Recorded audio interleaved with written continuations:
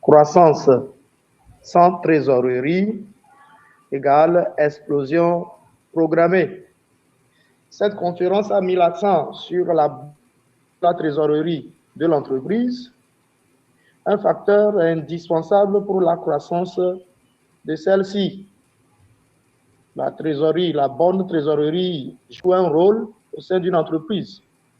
Cela prouve à suffisance que cette thématique concerne en premier lieu les entrepreneurs, que bon nombre parmi nous ici y sont. Mais aujourd'hui, nous n'allons pas nous éloigner de ce contexte. Nous demeurons toujours dans cette thématique qui concerne les entrepreneurs et nous abordons le thème intitulé « Confondre chiffre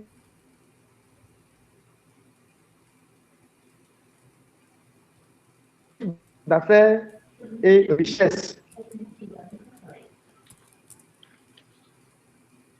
L'un des formateurs du cabinet, un spécialiste en la matière, il est consultant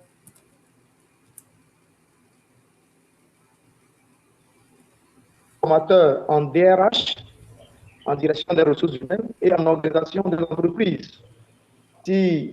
Sans transition, bien sûr, je voudrais d'abord m'en assurer si M. Léopold Kokou Oussou est bien sûr en ligne.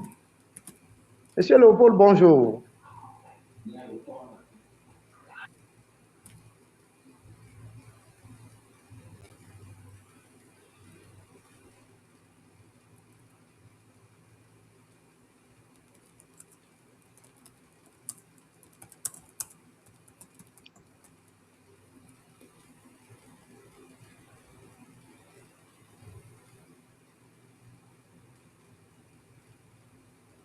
Bonjour, Monsieur Kounalé. Bonjour, Monsieur Kounalé. Bonjour.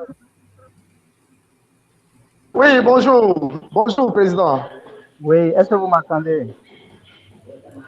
Oui. 5 sur 5. Est-ce que je suis audible?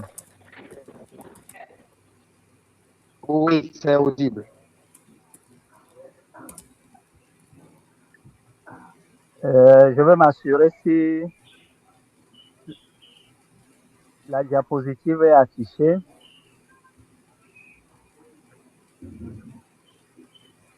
Merci au modérateur. Oui, c'est affiché. Vous avez donc la parole. Merci bien. Merci bien. Je disais merci à toi pour l'engagement. Merci à tous les participants pour votre détermination à être avec nous pour suivre nos formations hebdomadaires. Aujourd'hui, nous allons parler d'un sujet, confondre chiffre d'affaires et richesse. C'est vrai, on peut se poser plein de questions, mais d'ores et déjà, nous allons juste vous dire qu'en termes d'objectifs, il est important que nous retenions qu'un gros chiffre d'affaires ne signifie pas forcément que l'on est riche. L'autre objectif que nous devons poursuivre et savoir, c'est que ce qui compte réellement, oui, c'est le bénéfice, l'épargne et la capacité à faire grandir notre business, notre activité. Nous ne disons rien de nouveau, nous avons toujours martelé là-dessus. Et en troisième position comme objectif, une bonne gestion financière permet d'éviter des difficultés liées aux ventes, surtout quand il s'agit d'une vente très importante. Donc, nous devons le savoir. Et les résultats vont de même différencier, et c'est ce que nous allons retenir comme acquis, arriver à différencier le chiffre d'affaires, le bénéfice et la richesse.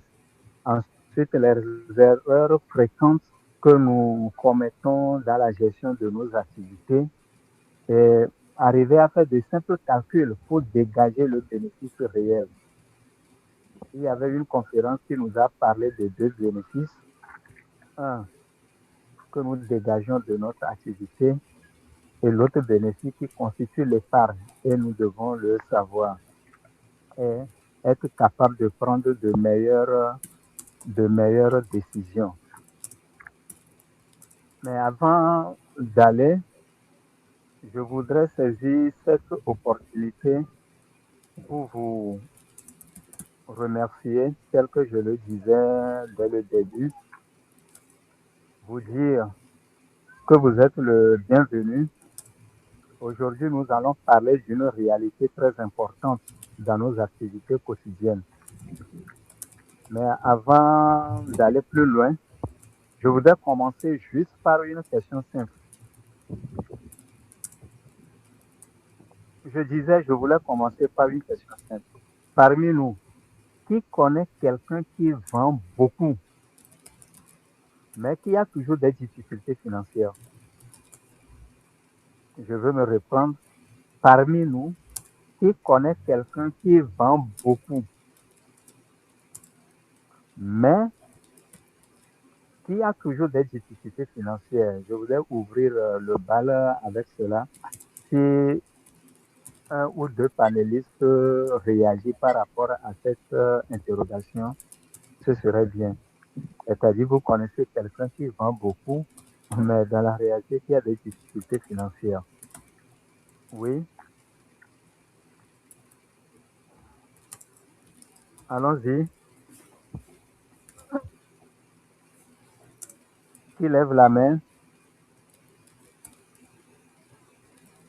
Qui lève la main? Je ne vois personne lever. Je ne vois personne.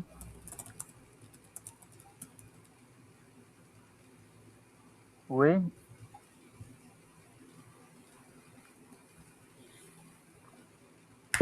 Alors, oui, Monsieur Lawson Kafuata. Oui, allô? Oui, allô, Oui, allez. bonjour, cher ami formateur. Bon, Bonjour, cher ami. l'entreprise que j'ai conduite qui faisait ça, ils vendaient beaucoup, mais difficultés financières jusqu'à ce que l'entreprise a fermé même. Ok, Dépôt de bilan, un truc comme ça. ok. Est-ce qu'on peut prendre une autre main? Une autre main, à part Monsieur Lawson, une autre main? Je ne vois pas de main levée.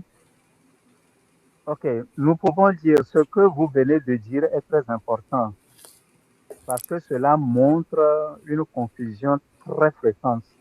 On pense souvent que vendre beaucoup signifie être riche. Alors, nous allons essayer de vérifier ensemble cette idée et je vais poser une autre question, très simple encore.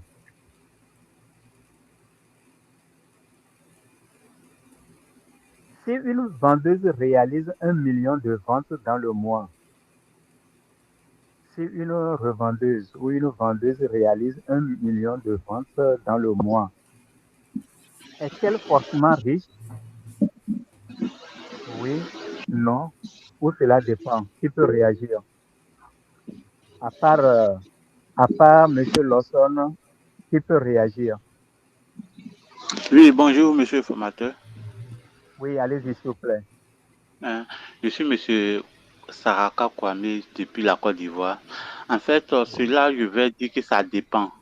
En réalisant un chiffre d'affaires de 1 million de francs CFA, cela dépend de son activité, c'est-à-dire dépend de ses charges et aussi de sa fourniture en matière de, ça peut être un service, ça peut être, ou bien ses produits qu'elle vend, ça dépend de des prix elle acquiert ces marchandises-là. Donc, c'est ce que je peux dire pour l'instant. Merci. Merci beaucoup.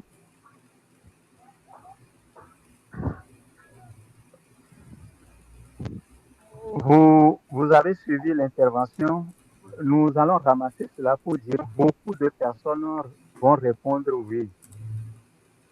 Bon, sans être dans leur tête, hein.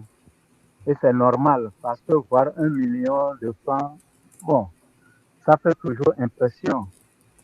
Mais s'il vous plaît, faisons attention. Le chiffre d'affaires n'est pas encore l'argent personnel, c'est tout l'argent qui rentre dans l'activité.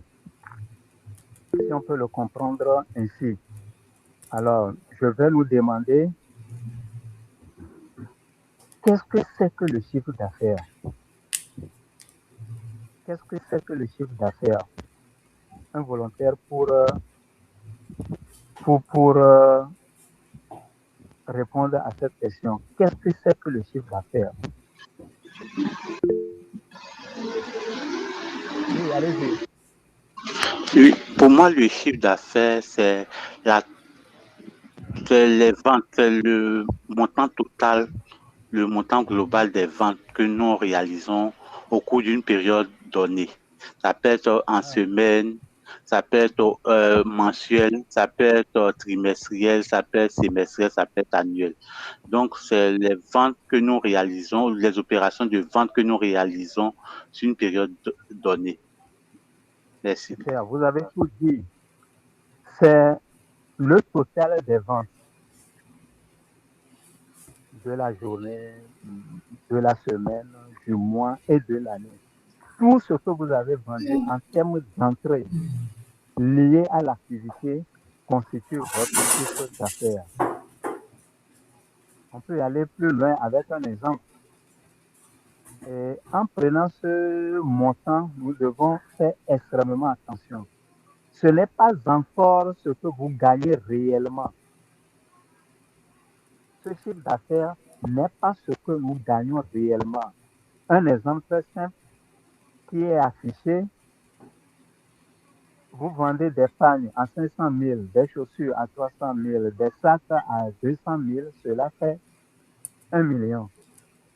Mais si on vérifie bien, vous n'avez pas encore dégagé de bénéfice. Donc, votre vrai gain, après toutes les dépenses, vous pouvez vous retrouver à un montant nettement inférieur à 1 million. Je prends un autre exemple. Une commerçante qui achète du riz à 800 000 et le revend à 1 million. Elle croit avoir gagné 1 million. Ce n'est pas vrai. Son vrai gain, avant toutes les dépenses, va se retrouver, après toutes les dépenses, va se retrouver à 200 000. Et c'est ce qui constitue ce qu'elle a gagné, que j'appelle gain. Et bien sûr, après avoir enlevé toutes les charges, pas seulement les charges liées à l'achat, vous avez d'autres, le transport, même des pertes qu'elle aurait enregistrées, de petites charges au quotidien. Après les avoir sorties, elle va se retrouver avec 200 000, 150 000, 100 000, je raconte n'importe quoi, et c'est ce qui constitue son gain. Maintenant que la question est importante, on continue. Quelle est la différence entre chiffre d'affaires et bénéfice? Qui peut nous aider? Quelle est la différence entre chiffre d'affaires et bénéfice?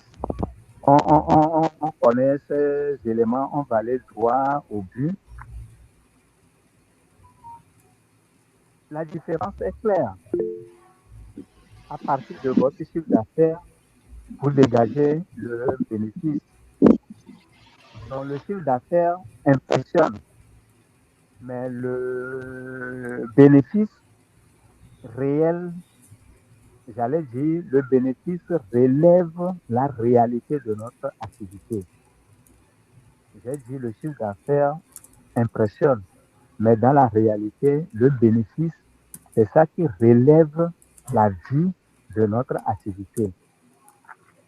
Alors, si nous prenons juste un autre exemple, si quelqu'un vend 300, mène une activité qui lui rapporte 300 000 et qu'il dépense 280 000, vous conviendrez avec moi que son gain réel est 200 000.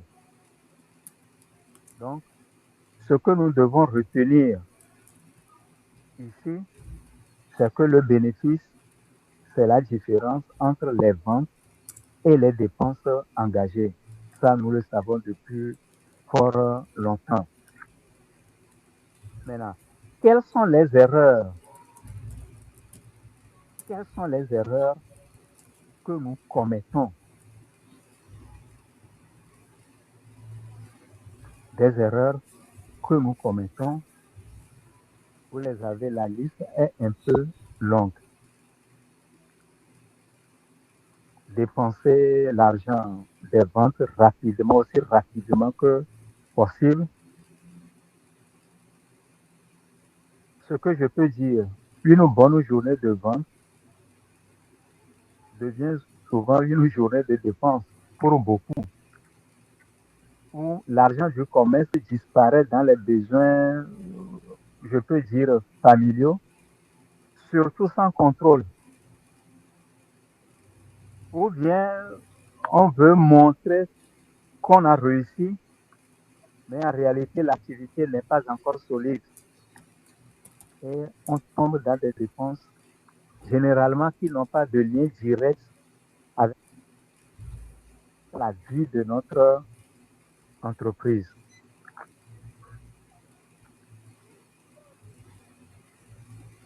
Je nous invite à vivre un cas concret en prenant juste le cas de Yao et le cas de Naka. Yao vend des marques de téléphone ou vend des téléphones, pas des marques, vend des téléphones portables mensuellement 2 500 000. Il achète des marchandises à 2 150 000, transport, loyer, crédit, dépenses diverses et se retrouve au final avec 50 000.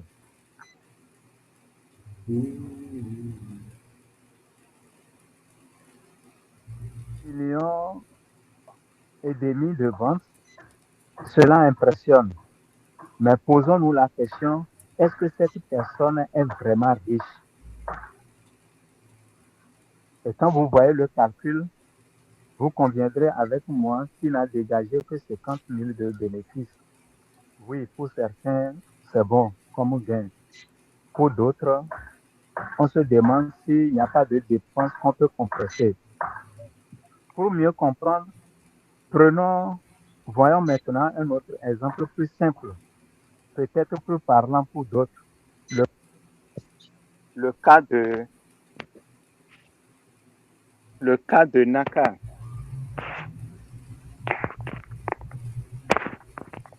Le cas de Naka qui vend des beignets, chiffre d'affaires 15 000, dépense 9 000, elle se retrouve avec un bénéfice de 6 000 francs. Ici, l'activité est petite, ou le chiffre d'affaires est petit, mais la discipline est grande. Naka connaît, si on peut le dire, ses chiffres d'affaires, elle épargne, elle investit également, si on va plus loin. Elle évite des dépenses inutiles.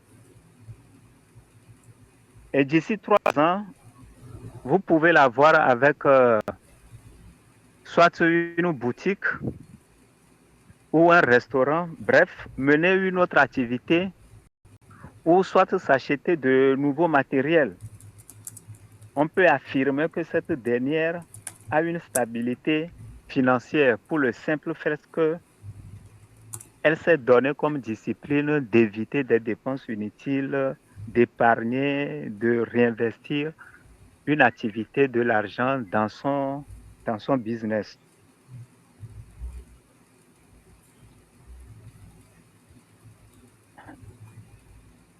Alors là, vous allez me demander qu'est-ce que c'est que la vraie richesse? Je veux oser abonder directement, mais je laisse ouvert le micro pour vous permettre de réagir. Qu'est-ce que c'est que une vraie richesse? Qu'est-ce que c'est qu'une vraie richesse? Oui, c'est ouvert. Est-ce que vous pouvez m'aider à répondre à cette question? Qu'est-ce que c'est qu'une vraie richesse? Levez la main et vous aurez la parole, s'il vous plaît. Selon vous, qu'est-ce que c'est qu'une vraie richesse? Oui, j'ai vu joli. Joie et bonheur. Oui, Philippe, monsieur Philippe Ogorure. Oui, merci Léopold. Selon moi, la vraie richesse, c'est la personne qui a la santé physique parfaite, la santé financière parfaite, la santé psychologique et émotionnelle parfaite. C'est ça la vraie richesse chez moi. Super. On prend un autre. On prend un autre. On prend un autre. Qu'est-ce que c'est que la vraie richesse? On prend un autre. Oui, monsieur Kounale.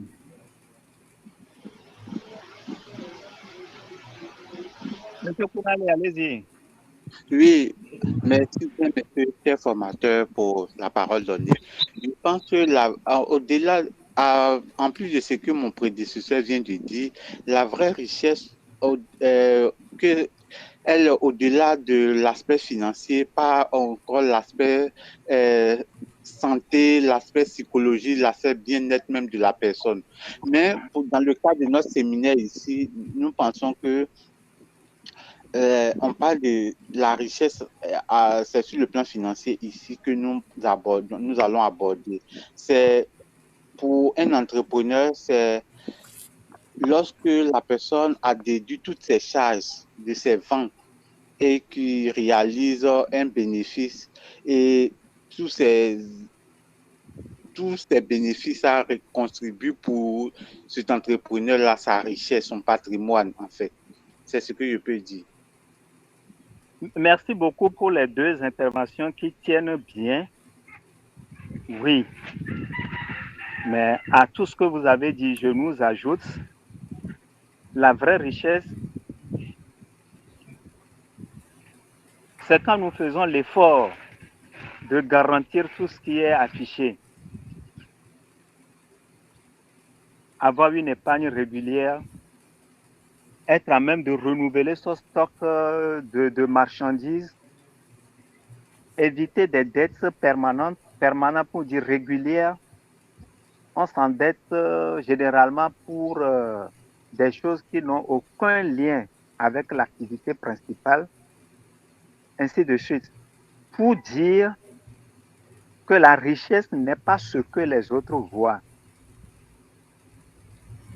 mais c'est notre capacité à tenir dans le temps notre activité, notre capacité à réussir ce pourquoi la recette est obtenue. Puisque les recettes viennent sur la base d'une activité, il faut que l'activité dure dans le temps. Plus l'activité dure, plus on dira que vous êtes riche, que votre richesse est garantie. Donc ce n'est pas tout ce que nous voyons. J'ai un mentor qui a l'habitude de dire l'argent que vous avez sur votre compte ne constitue pas votre richesse. C'est la capacité à fructifier cette activité, cet argent, pour que l'activité dure dans le temps.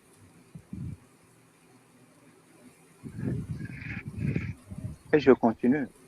Maintenant, posons-nous une question essentielle. Comment savoir si mon activité me rend vraiment riche? Comment savoir si mon activité me rend vraiment riche? Je renvoie encore la question pour recevoir des réactions. Comment je peux savoir que mon activité me rend vraiment riche? Des volontaires.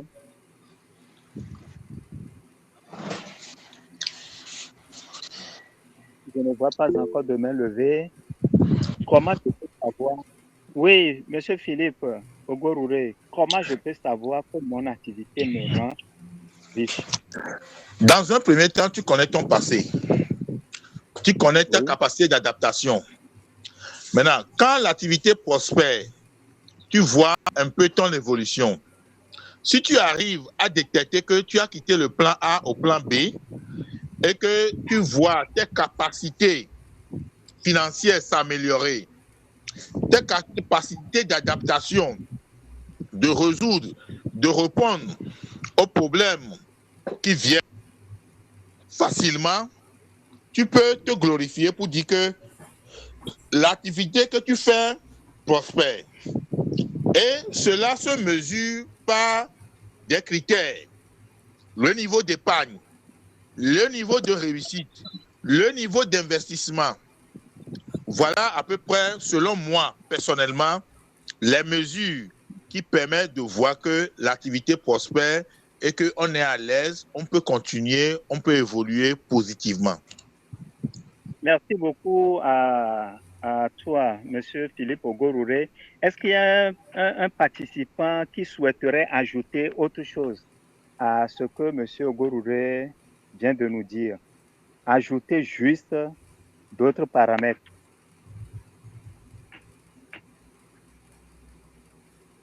Nous devons nous poser au fur et à mesure des questions suivantes. Est-ce que j'épargne régulièrement? Est-ce que mes dettes diminuent avec le temps? Est-ce que mon stock de matériel ou de marchandises augmente? Est-ce que je peux gérer des urgences? Est-ce que mon activité progresse réellement? Voilà des questions parmi tant d'autres que nous devons nous poser régulièrement en termes d'auto-évaluation de son activité. La liste est longue. Vous pouvez la rallonger. Donc, au fur et à mesure, nous devons nous poser ces questions et en répondant oui, nous pouvons nous dire que notre activité est en train de progresser. Pour dire, une activité sans suivi est une activité fragile.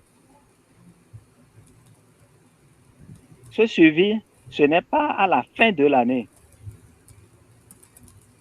Ce n'est pas l'inventaire de nos stocks.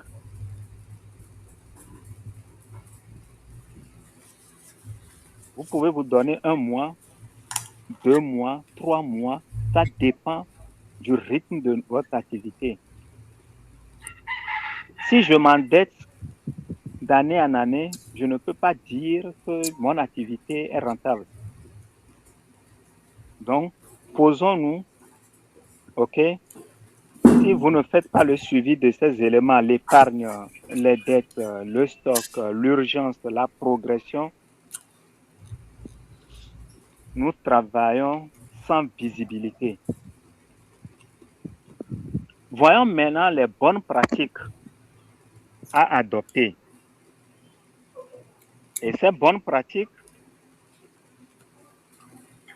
c'est de noter les ventes et les dépenses. On l'a toujours dit, avoir un cahier pour l'enregistrement de tous les mouvements entrées, de tous les mouvements sortis de notre entreprise. Séparer l'argent du commerce et l'argent personnel. Se faire violence pour que nous ayons, en tant qu'entrepreneurs, en tant que premier responsable de l'activité, que nous ayons notre salaire propre à nous, à gérer comme nous payons nos employés. De la même manière, nous devons nous payer en tant que premier employeur. Faire l'effort de dégager le bénéfice réel après avoir déparqué toutes les dépenses liées à l'activité, s'il vous plaît. Épargner régulièrement. On ne cessera jamais de marteler là-dessus cette force de caractère quel que soit le montant, miser sur la régularité de cette épargne, réinvestir intelligemment, c'est-à-dire s'ouvrir à d'autres activités qui n'ont aucun rapport avec l'activité maîtresse en investissant, mais intelligemment. C'est un risque que nous prenons, mais que ce risque soit vraiment calculé. Et faisons l'effort d'éviter des dépenses de prestige. Si je n'ai pas besoin d'avoir un téléphone à hauteur de 500 000 avec un téléphone que nous appelons 1+1, si ça peut me dépanner, oui. Pourquoi? Parce que j'ai besoin d'utiliser un téléphone de 1 million alors que mon chiffre d'affaires ou le bénéfice difficilement peut atteindre ce niveau. Ça, nous appelons à l'intelligence de chacun pour se décider à propos. Donc, les bonnes pratiques, voilà un peu listées pour vous. Oui, parler de la discipline par des gestes simples. Un cahier, sûrement, peut changer notre activité. Faisons maintenant, est-ce qu'il est important, si nous avons le temps, je voulais vous renvoyer à ce message clé, s'il vous plaît. Beaucoup d'argent. Oui, allez-y, monsieur Paul, vous avez le temps. Oui, je sais. Beaucoup d'argent qui circule ne signifie pas forcément beaucoup de richesse, ça vous le savez. Donc, quand nous circulons sur des dettes, ça ne signifie pas que nous avons beaucoup d'argent. Ce qui compte, c'est notre capacité à dégager de vrais bénéfices. Je dis vrai pour le simple fait que ça peut cacher d'autres dépenses qui ne sont pas défalquées. Notre capacité à épargner, à gérer efficacement cette entreprise et notre capacité à réinvestir.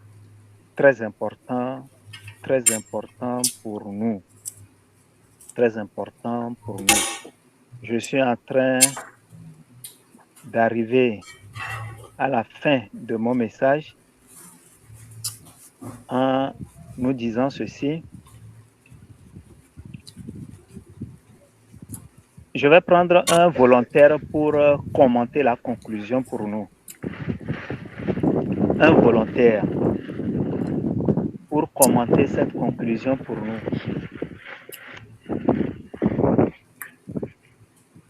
Un volontaire. Monsieur Philippe, c'est l'ancienne mais ou bien c'est la nouvelle? Ou c'est une nouvelle? Bon, on peut l'adopter comme nouvelle, mais s'il y a une autre personne, ça peut aller aussi. Je n'ai pas entendu la voix d'une jolie dame. Hein. Je n'ai pas l'habitude de dire. Si une dame peut commenter cette diapositive pour nous, la conclusion, ce serait très très bien. Levez la main.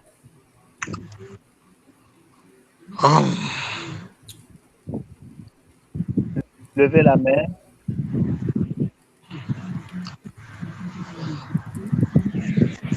Oui, Madame Delali.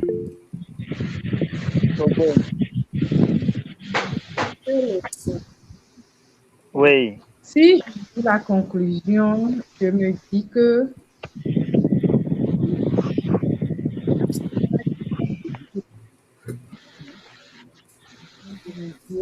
c'est le fait de dégager assez de bénéfices.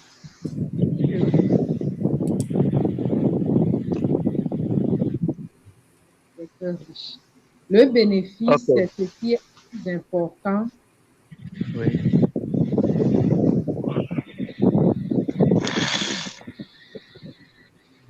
Si on fait une activité, c'est le bénéfice qui nous propulse.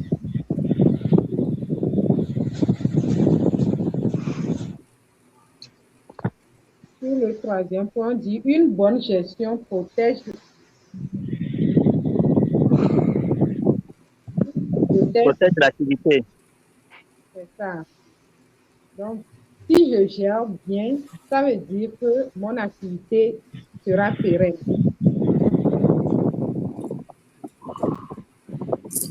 L'épargne construit la stabilité, oui. Donc, à chaque fois, c'est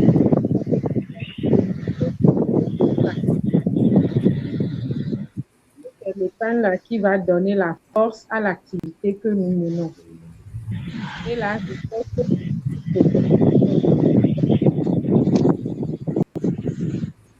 nous prenons, par exemple, les bénéfices que nous faisons, c'est le cumul de ces bénéfices-là.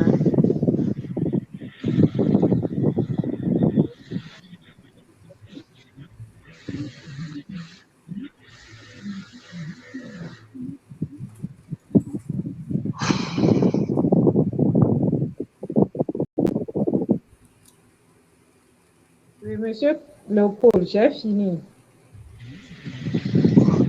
Oui, merci, Madame Sobré Delali. Est-ce qu'il y a une autre main? Toujours pour commenter la conclusion.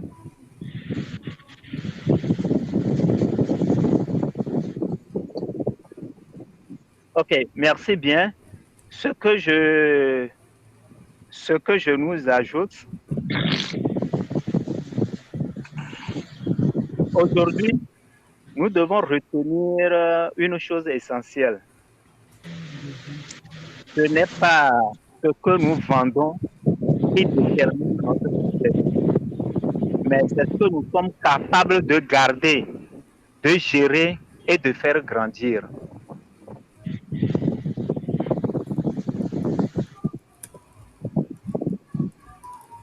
Ce n'est pas l'argent qui circule dans nos mains qui fait notre richesse, mais celui que nous gardons, que nous pouvons faire grandir ou que nous pouvons transformer dans l'avenir qui fait notre richesse. Voilà le message que je voulais vous porter en vous disant merci beaucoup pour votre attention. Je vais laisser la place au modérateur, M. Kounale Kossi, pour recueillir d'autres contributions, des questions éventuelles pour nous permettre d'approfondir au mieux la présentation qui a porté sur le chiffre d'affaires, confondre le chiffre d'affaires et richesse. Monsieur Kounale, vous avez la parole. Merci. Un grand merci à notre conférencier du jour, M. Léopold. Le moment est donc venu pour que nous puissions approfondir cette thématique à travers les questions d'éclaircissement, les questions, les inquiétudes personnellement, pour que nous puissions mieux comprendre. Vous avez donc la parole. Nous allons prier. Pardon?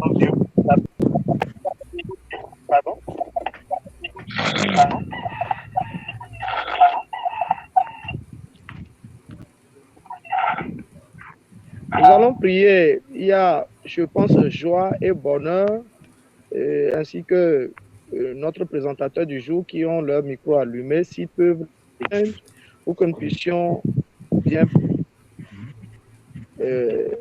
entendre.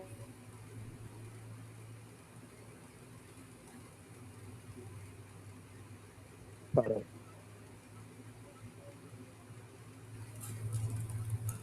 Oui, allô, pour vos questions, vos apports, vos ajouts, pour qu'on puisse ensemble mieux cerner cette thématique. Nous savons que le conférencier a touché beaucoup d'aspects. Il a été très, très explicite. Tout compte fait, la perfection n'étant pas de ce monde, on peut encore ajouter d'autres choses. La parole est à qui voudrait la prendre.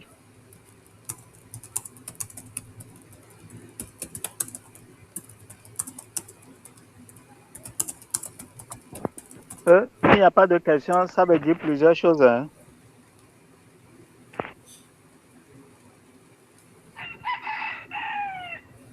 Non, des questions, il en aura. Ok, on attend.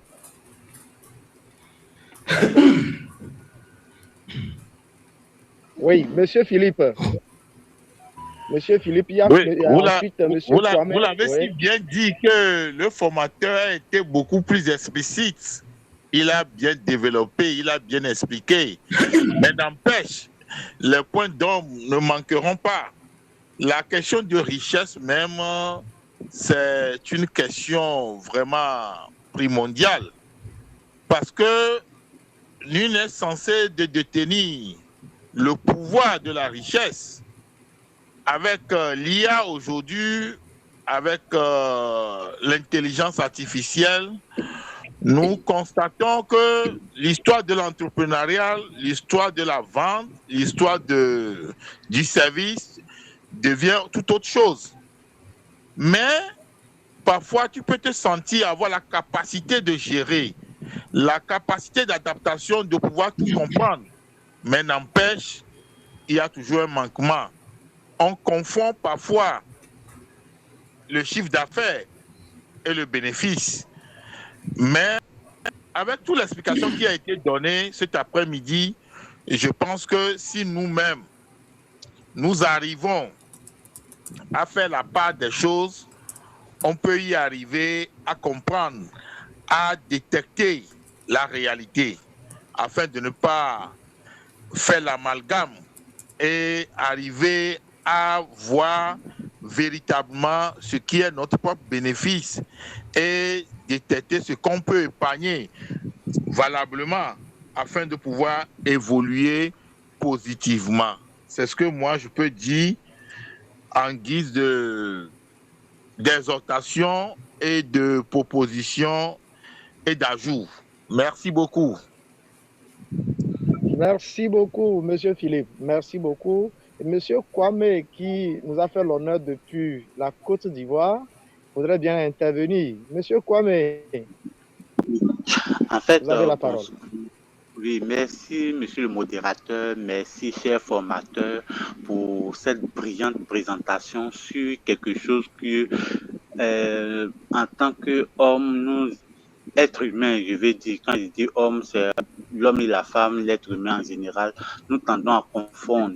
Lorsque nous avons beaucoup de masse, une bonne masse d'argent sur nous pour notre activité, nous pensons que nous sommes riches et nous devrons, à travers votre présentation, cela nous amène à comprendre que nous devrons avoir nous devons retirer cette pensée, cette réflexion-là de nos idées lorsque nous exerçons une activité, que ce soit libérale ou bien que nous soyons entrepreneurs,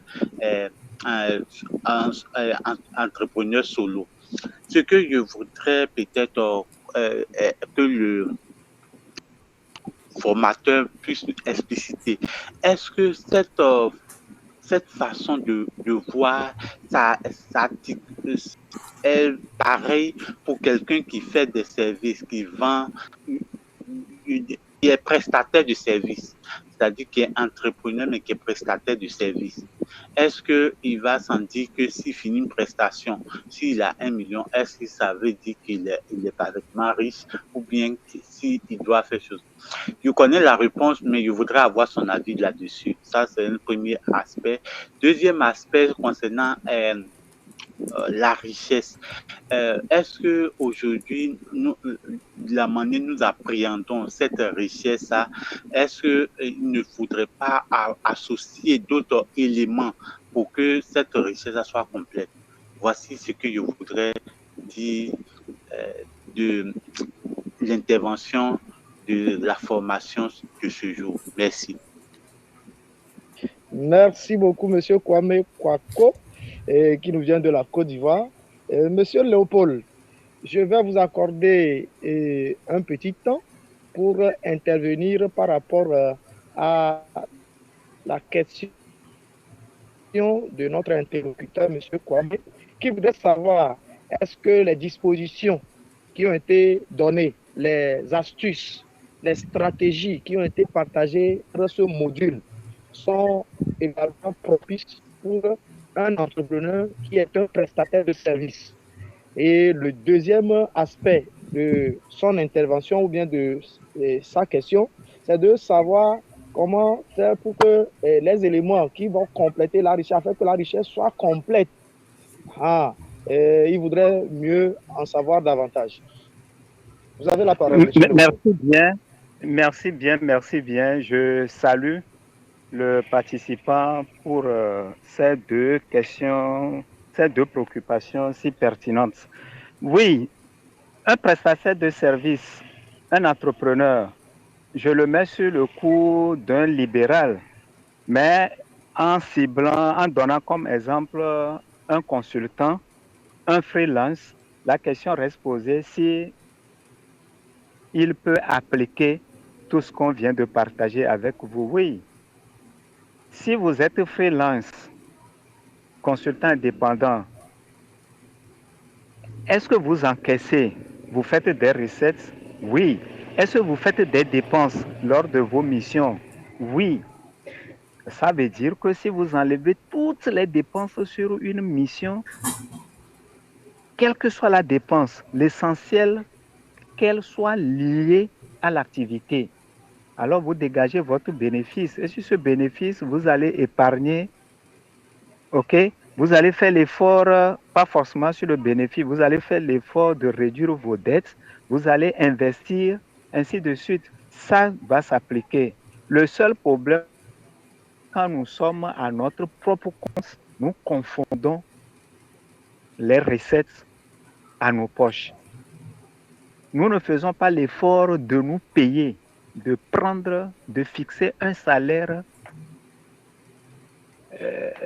Il y a un conférencier qui a dit il faut que les promoteurs, j'allais dire les employeurs, fassent l'effort de se fixer un salaire. Ils comprendront la position de leurs employés. Je reprends. Ceux qui sont freelance, ceux qui sont employeurs, qui n'ont pas de conseil d'administration pour surveiller leur gestion, qui peut décider un jour de tirer un chèque sans que le comptable ne soit informé. C'est peut-être en faisant le rapprochement bancaire que le comptable peut savoir que le patron a pris 100 000, le patron a pris 2 millions.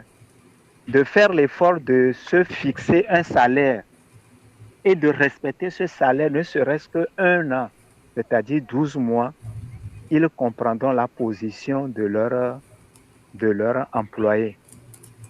Pour dire, oui, freelance ou prestataire, si nous forgeons cette force de caractère, nous pouvons respecter tout ce que nous venons de partager avec vous. L'autre élément, la deuxième préoccupation, je ne l'ai pas noté. Oui, je ne pense pas l'avoir noté. Si M. Kounale peut me rappeler sa deuxième préoccupation.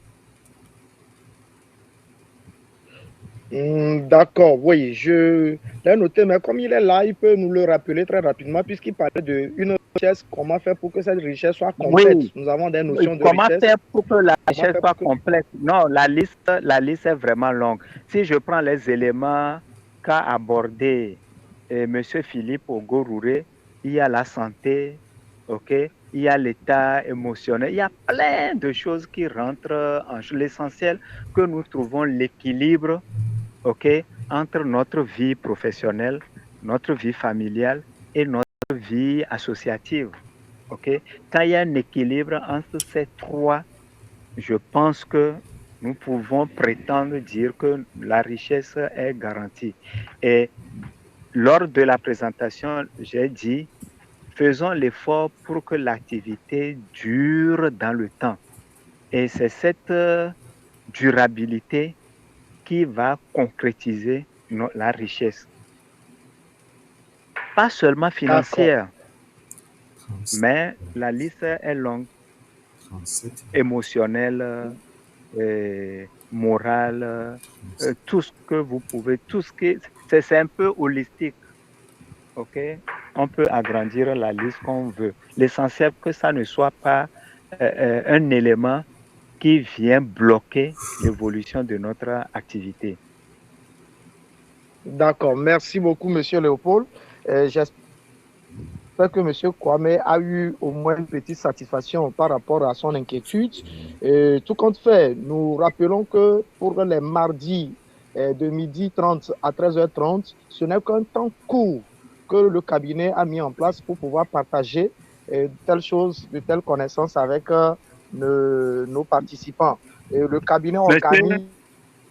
Monsieur le modérateur, oui. Si tu le permets, tu es en train de tirer vers la conclusion. Il y a monsieur Kouvonou qui a levé la main. Je voudrais... Ah, d'accord, ok. Là, je lui donne la parole. Oui, et tu conclus par après. Oui, monsieur Kouvonou, vous avez la parole. Même avant la conclusion, je vais donner la parole. Monsieur Kouvonou, vous avez la parole. Merci beaucoup. Merci également à Michel de nous offrir cette opportunité inattendue de rencontre, d'échange et également de connaissances. Je suis flatté du contenu de la formation, très très flatté, et que je vais tellement exploiter. Mais je reviens à une inquiétude. Bon, ça fait partie de mon domaine. Il avait donné l'exemple de Yao et de Naka. Autrement dit, ce sont deux personnes qui exercent des activités génératrices de revenus. En tant que gestionnaire de crédit, lorsque les deux se présentent à moi, comment évaluer la solvabilité de chacun d'eux? Comment évaluer la solvabilité de chacun d'eux? Voilà mon inquiétude. Merci beaucoup, monsieur Kouvonou. Alors, il est à l'écoute. Il va vous répondre tout de suite. Monsieur Léopold, monsieur Kouvonou voudrait savoir comment évaluer la solvabilité des deux exemples que vous avez donnés. Oui, merci bien. Prenons Yao, qui s'est retrouvé avec un bénéfice de 50 000 et Naka avec un bénéfice de 6 000. La question reste posée, comment on peut s'assurer de la solvabilité? Oui, je sais que dans les microfinances, vous avez le dossier de crédit que vous montez et vous avez des critères d'analyse. Est-ce que les deux sont à leur première expérience? Si c'est oui, vous avez des critères pour pouvoir accorder le crédit. S'ils ne sont pas à leur première expérience, alors vous allez demander le rapport d'activité financière, oui, le rapport financier avec votre grille d'analyse, vous pouvez vous décider. C'est vrai, avec les 50 000, parce qu'on se dit, quand on prend un peu, déjà 2 500 000 et se retrouver avec 50 000, pour le commun des mortels, ça tique. Mais à côté, quelqu'un qui est à 15 000 dégage un bénéfice de 6 000, on se dit que c'est une très bonne gestion. C'est vrai, en creusant, on peut retrouver des activités qu'on peut surseoir. Donc, la solvabilité va dépendre du passé de chacun et de l'activité même à mener. Il se pourrait que l'activité ne réponde pas à une réalité du milieu, à une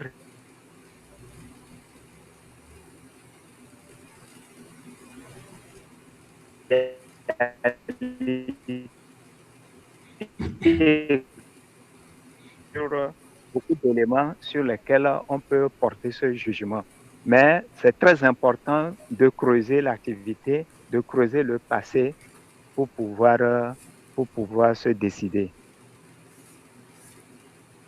Oui, effectivement, lorsque vous prenez les deux Oui. et que vous regardez un peu à travers leurs activités, ce sont des activités rentables. Et les deux activités sont finançables chez vous. On les finance. Vente de téléphones, vendeurs de beignets de rue, ce sont des vendeurs ambulants, etc. Mais parfois,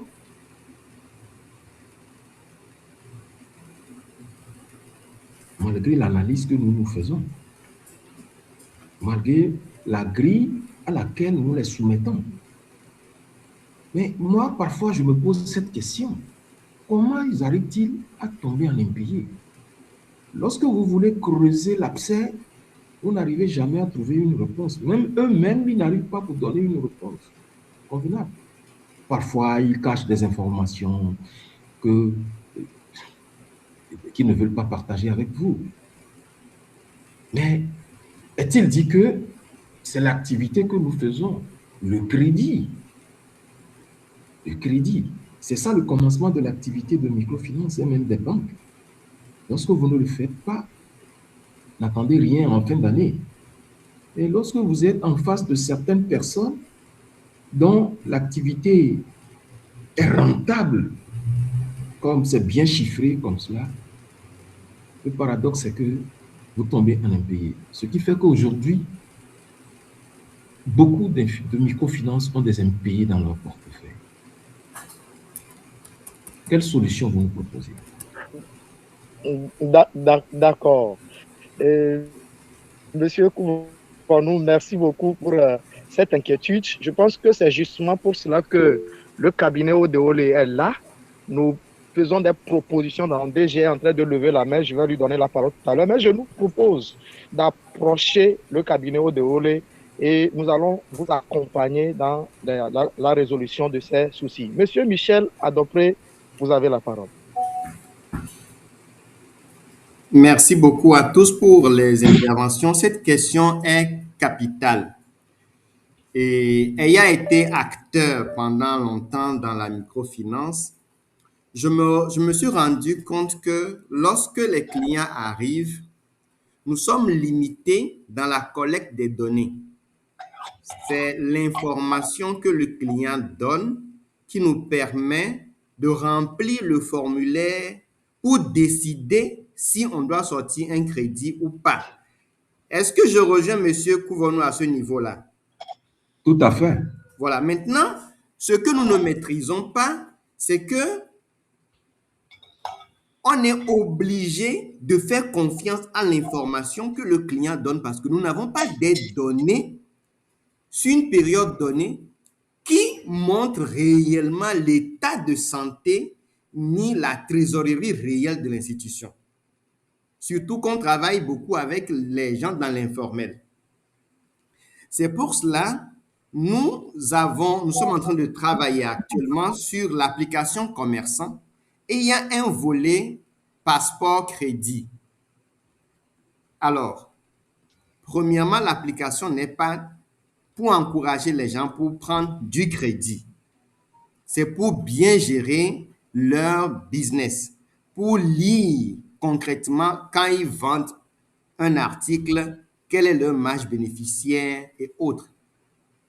Mais l'autre atout, c'est que pour aller demander un crédit, la personne a la possibilité de tirer son passeport financier et ça relate tout son historique, sa trésorerie, toutes les opérations que la personne a faites et ça va permettre à la microfinance de savoir quelle est la situation réelle au niveau. Mais ça permet également au client qu'on puisse lui donner un crédit selon sa capacité de remboursement.